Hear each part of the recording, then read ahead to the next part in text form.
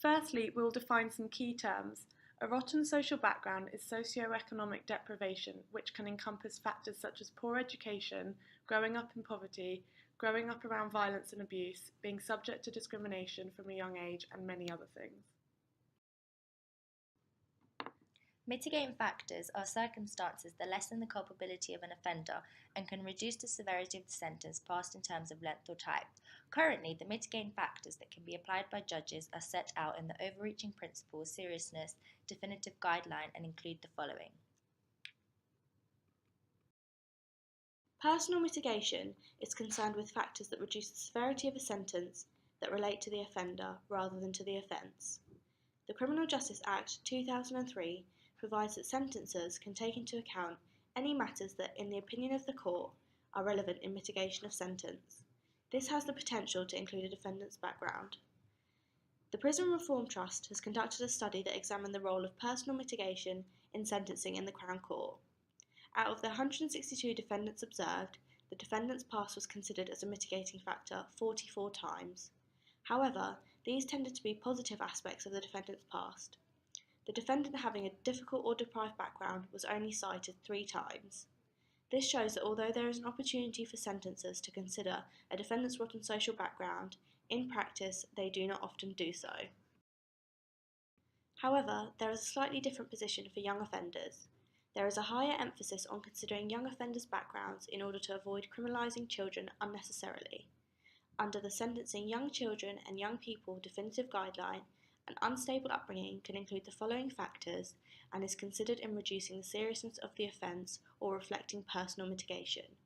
This guideline emphasises the importance of considering the extent to which the child or young person's conduct has been affected by negative influences. The first basis for the proposition that rotten social background should be a mitigating factor is the nurture side of the nature-nurture debate, as it argues that environmental factors play a key role in the reasoning for someone's behaviour. Although the law takes into consideration the debate of nature through defences such as insanity and diminished responsibility, judges don't tend to consider mitigating factors which consider external variants of the defendant's history before the crime was committed. The social learning theory emphasises the interaction between cognitive, behavioural and environmental determinants of human behaviour.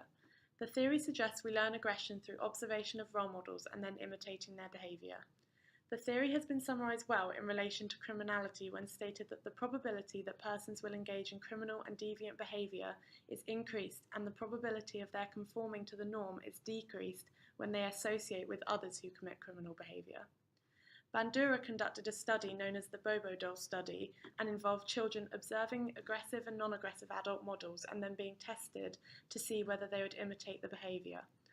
Children in the aggression condition reproduce physically and verbally aggressive behaviour similar to the model. Obviously, the Bobo doll experiment was done with children, and we're mainly arguing that rotten social background, including factors such as violent family past and other external factors, are affecting adults. However, a study was conducted by Phillips who found that homicide rates in the US almost always increased in the following week after a major televised boxing match. This suggests that the social learning theory also applies to adults. In an experiment in Denmark between 1986 and 1998, refugee immigrants were randomly allocated to different neighbourhoods. Strong and systematic evidence was found that the share of convicted criminals living in the assigned neighbourhood, and particularly the share of those convicted for violent crimes, affects later crime conviction rates who were assigned to those neighbourhoods as children. Findings suggest social interaction as a key channel through which neighbourhood crimes is linked to individual criminal behaviour. Specifically, it was found that a 1 standard deviation increase in the share of youth criminals living in the assignment neighbourhood and who committed a crime in the assignment year increases the probability of a conviction for male assignees by between 5% and 9% later in life.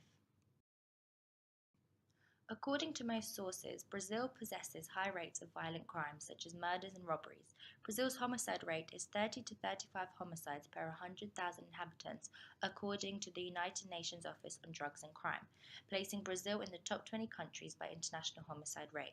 Kids growing up in the favelas carry guns from as young as 15 and go on to join the drug business, and the majority wind up dead or in prison because this behaviour is all they see around them and think they have no other options. The Ministry of Justice has conducted research on prisoners' childhood and family experiences. The study showed that many prisoners do come from problematic backgrounds. As you can see, there is a significant proportion of prisoners who have come from an abusive background and observed violence from a young age. Also, a significant amount of prisoners reported having a family member who was found guilty of a criminal offence, including being in a prison, a young offenders institution, or borstal. A substantial proportion of prisoners also reported to have a family member with a substance abuse problem. In summary, there is multiple studies and statistics that show that environment and upbringing can have a serious impact on people's behavior, and therefore judges should consider this as a mitigating factor when sentencing. However, there are obviously criticisms of this argument. Many judges may argue that this approach to a mitigating factor is reductionist in the sense that it portrays humans as simple creatures and ignores the role of cognitive and biological factors. It also may be argued that the social learning theory as justification for the potential new mitigating factor is too deterministic, as the theory assumes that people are always likely to be aggressive when exposed to such behaviour, and that's clearly not the case, as there are many people who come from a rotten social background who don't commit offences. This is dangerous, as defendants may begin to catch on and use the mitigating factor as an excuse for their behaviour rather than as an explanation. The second basis for rotten social background as a mitigating factor is poverty. People from disadvantaged backgrounds are committed and sentenced to imprisonment more than other people. It has been suggested that this often occurs for reasons that are not within their control. The potentially unfair manner in which the criminal justice system operates against offenders from deprived backgrounds has proven to be a complex problem, devoid of a clear solution. It has even led to some of the most eminent commentators on punishment to retract or rethink the theories on punishment. The solution of the link between poverty and imprisonment rests in conferring a sentencing discount to disadvantaged offenders, but only for certain forms of crimes. No discount is appropriate for serious sexual and violent offenders because evidence suggests that these offences are profoundly damaging to the lives of victims. These are both maps of London. Map number 1 shows the comparison of crime rates across London, with the red and orange sections showing the highest levels of crime. Map number 2 shows the poverty levels, with the dark areas being where there's most poverty. These maps show that there's a clear correlation between crime rates and poverty. In a nutshell, people do not choose poverty. Economic disadvantage limits choice and can foster frustration and rebellion. It also means that people have less to lose. From a pragmatic perspective, given that the disadvantaged have a number of factors that incline them towards crime and have less to lose by engaging in such conduct, they are less culpable when they transgress the criminal law. However, despite the correlation between crime and poverty, it has been contended that there is no proof that poverty causes crime. Most poor people do not commit crime. While there is a correlation between crime and poverty, it does not establish a causal link.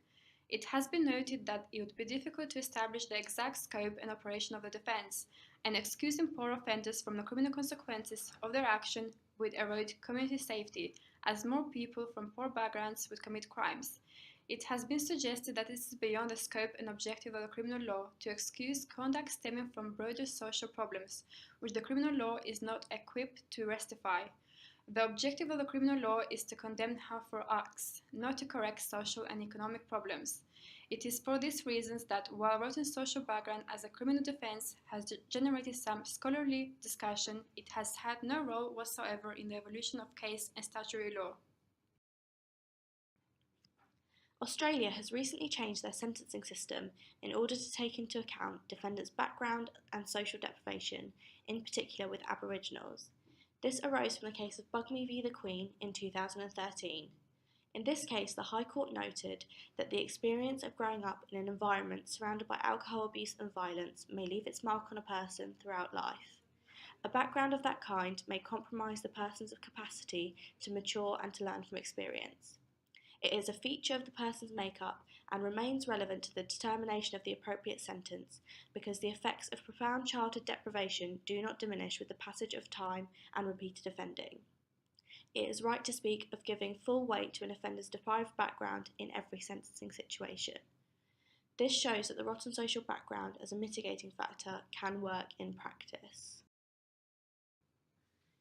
In conclusion, although the deterrence and retributivist theories would disagree with this being a mitigating factor, we believe it should be, as it would better reflect the culpability of the defendant in certain circumstances.